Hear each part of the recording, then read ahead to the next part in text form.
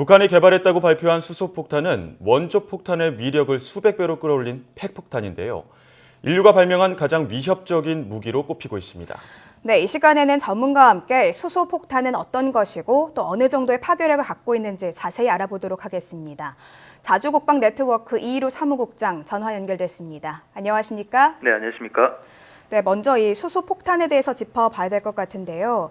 이 수소폭탄은 언제 처음 개발됐고 또 어떤 무기인지부터 설명해 주시죠. 네, 인류가 1945년 2차 세계대전 때 원자폭탄이라는 무기를 만들어서 전 세계가 경악에 빠진 적이 있었는데요. 이보다 더 강력한 무기를 만들기 위해서 개발된 것이 바로 수소폭탄입니다. 원자폭탄이 개발되고 나서 불과 5년도 채 되지 않은 시기에 그 미국의 핵 물리학자 에드워드 텔러라는 사람이 처음에 고안을 했고, 그 소련과의 그 군비 경쟁에서 우위를 점하기 위해서 좀 더 강력한 무기를 만들자 해서 만들어진 것인데, 기존의 그 원자폭탄이 핵분열 무기라면은 이것은 핵융합 반응, 핵분열보다 더 엄청난 위력을 발생시키는 핵융합 반응에서 에너지를 넣는 그러한 폭탄입니다.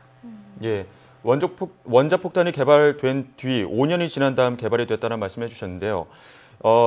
핵 분열이 아니라 핵융합으로 폭발을 한다는 말씀해 주셨는데 어떤 원리로 폭발력이 발생하게 되는지 조금 더 자세하게 설명 부탁드립니다. 네, 우리가 일반적으로 원자폭탄이라고 부르는 무기는 핵분열 반응, 그러니까 이제 플루토늄이 쪼개질 때 만들어지는 에너지를 폭발력으로 삼는 것인데, 수소폭탄은 이 핵분열 반응이랑 핵융합 반응 이 두 가지를 모두 이용해서 주로 이제 핵융합 반응에서 나오는 에너지를 폭발력으로 삼는 무기입니다.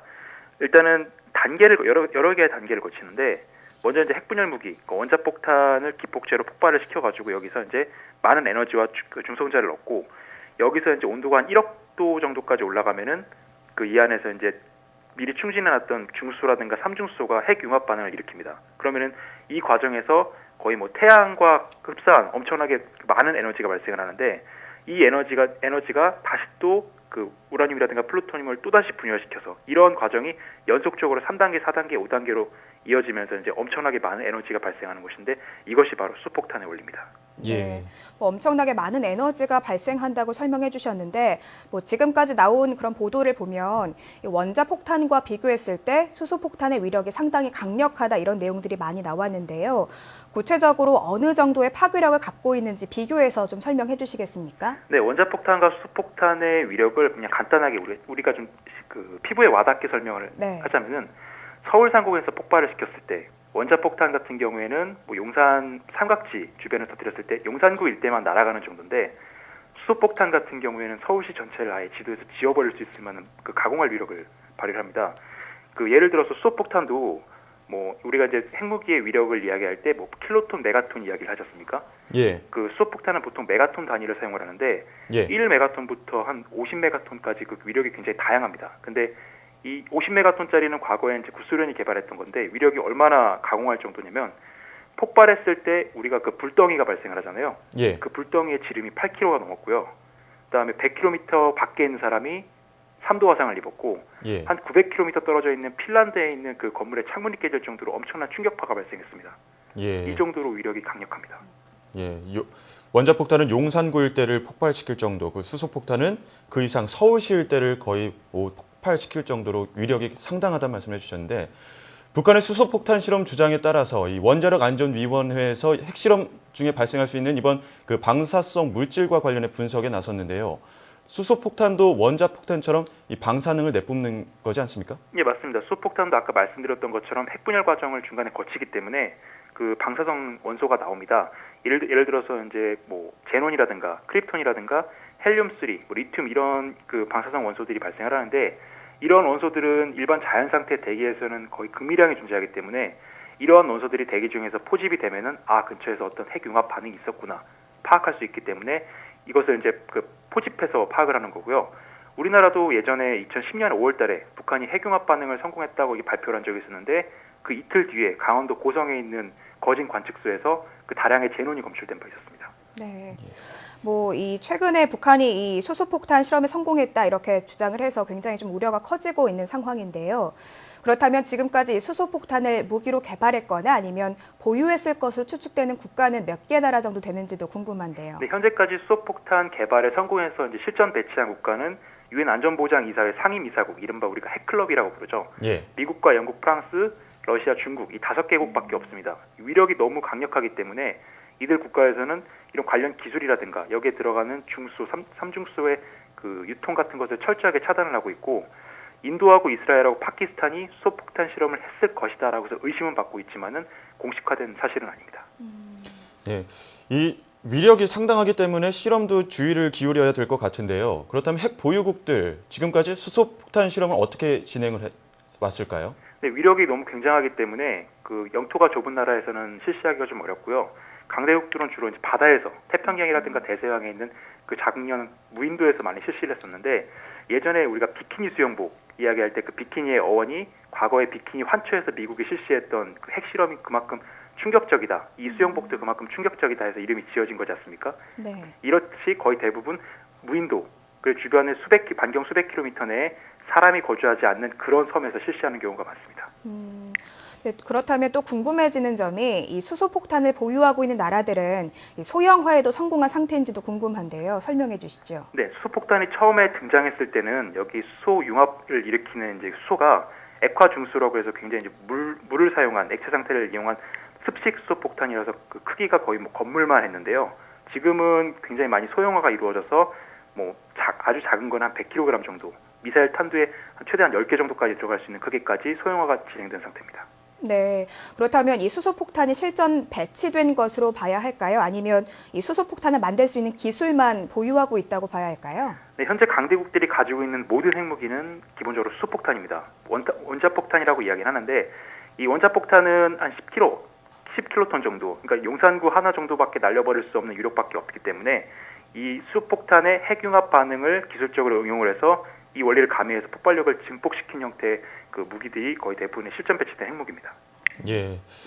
또 이 북한 측에서는 이번 실험을 소형화된 수소폭탄으로 진행을 했고 또 순수 기술로 성공했다고 주장을 하고 있는데요.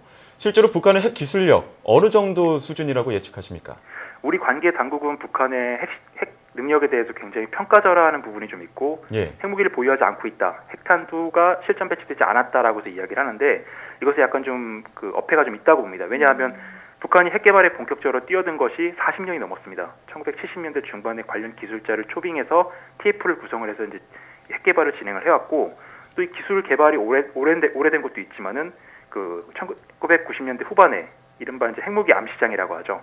그 파키스탄의 압둘 카디르 칸 박사가 그 핵무기 설계도하고 이런 관련 장비들을 그 칸 네트워크라는 네트워크를 통해서 뭐 리비아라든가 여러 나라에 팔았었거든요. 여기와도 접촉을 해서 장기간 작업을 했기 때문에 소형화된 핵탄두도 다수 갖고 있다고 보는 것이 타당할 것입니다. 네.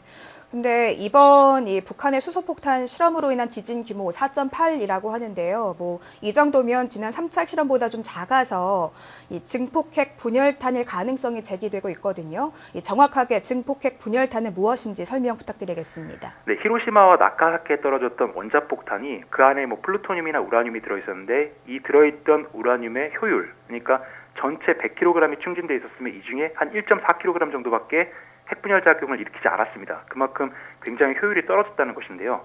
여기에서 핵융합 반응을 가미를 해서 엄청나게 고온 고압의 상태를 만들어서 이 핵분열의 효율을 극도로 높인 것이 증폭 핵분열탄입니다. 예를 들어서 이 핵분열 반응이 핵융합 과정을 중간을 거치면은 한 40에서 60% 정도까지 올라가는데 이렇게 되면은 한 10킬로톤 정도였던 원자폭탄의 위력이 한 40킬로톤, 뭐 많게는 150킬로톤까지 올라가는 경우가 있습니다. 이러한 원리를 이용한 것이 증폭 핵분열탄입니다. 그렇다면 이 사무국장님께서는 이번 북한의 4차 핵실험, 뭐 실제 수소폭탄 실험일 가능성이 있다고 보시는지도 궁금한데요. 북한이 수소폭탄 실험이라고 발표는 했지만은 이번에 실제로 발표된 지진파는 4.8 정도밖에 되지 않았고 국정원에서 밝히고 있는 이 폭발력 자체도 6킬로톤 정도밖에 되지 않습니다. 즉, 이 정도 위력은 수소폭탄이라고 보는 것은 현실적으로 좀 무리가 있고 북한이 만약에 이 풍계리에서 실제로 수소폭탄 실험을 했다면 아마 이 풍계리 전체 일대가 아마 날아갔을 겁니다. 그렇기 때문에 이번 실험은 수소폭탄 실험이라고 보기에는 좀 무리가 있고요. 이 수소폭탄을 폭발시키기 위해서 아까 제가 여러 단계를 설명을 드렸는데 첫 번째 단계가 그 기폭제로서 원자폭탄을 터뜨리는 겁니다. 즉, 이 기폭제로서의 원자폭탄을 터뜨리는 실험을 했을 가능성은 있지만 실제로 수소폭탄 실험을 했을 가능성은 적다고 생각이 됩니다. 예. 그런데 또 일각에서는 실제로 북한이 2020년이 되면 이 100킬로톤 폭발력을 가진 수소폭탄을 배치할 수 있다라는 미국 전문가의 분석도 나왔는데요. 실제 전력화에 들어갈 가능성도 있다고 보십니까? 네, 실제 전력화에 들어갈 수밖에 없습니다. 왜냐하면 일반적인 원자폭탄이라는 것은 아까 말씀드렸듯이 전술적으로 어떤 큰 가치가 없습니다. 왜냐하면 위력이 굉장히 낮기 때문에 여기에 핵융합 기술을 가미를 해서 증폭 핵분열탄 내지는 수소폭탄 형태를 만들어야지 그 핵무기라고 기대할 수 있을 만한 파괴력을 얻을 수 있습니다. 근데 문제는 북한이 이 수소폭탄 기술을 핵융합 반응을 일으키기 위해서 중수소라든가 삼중수소, 리튬6 같은 이런 물질을 확보를 해야 되는데 이런 물질을 확보하려면은 중수로가 필요합니다. 근데 북한에는 그러한 원자로가 없죠. 그렇기 때문에 향후에 영변에다 추가적으로 원자로를 건설을 한다거나 아니면 다른 형태로 이런 중수소라든가 삼중수소를 확보할 수 있는 노력을 계속할 텐데 이것이 아마 지금 현재 영변 지역에 있는 원자로를 통해 가지고 확보될 가능성도 있기 때문에 아마 2020년경이 되면은 이러한 수원자를 이용해서 그 수폭탄 기술이 가미된 핵무기를 실전에 배치할 수 있을 가능성도 있다고 생각이 됩니다. 예. 어쨌든 앞으로 경각심을 갖고 더욱더 주목해 봐야 하지 않을까 싶습니다. 지금까지 자주국방 네트워크 이이루 사무국장과 함께 이야기 나눴습니다. 오늘 말씀 잘 들었습니다. 네, 감사합니다.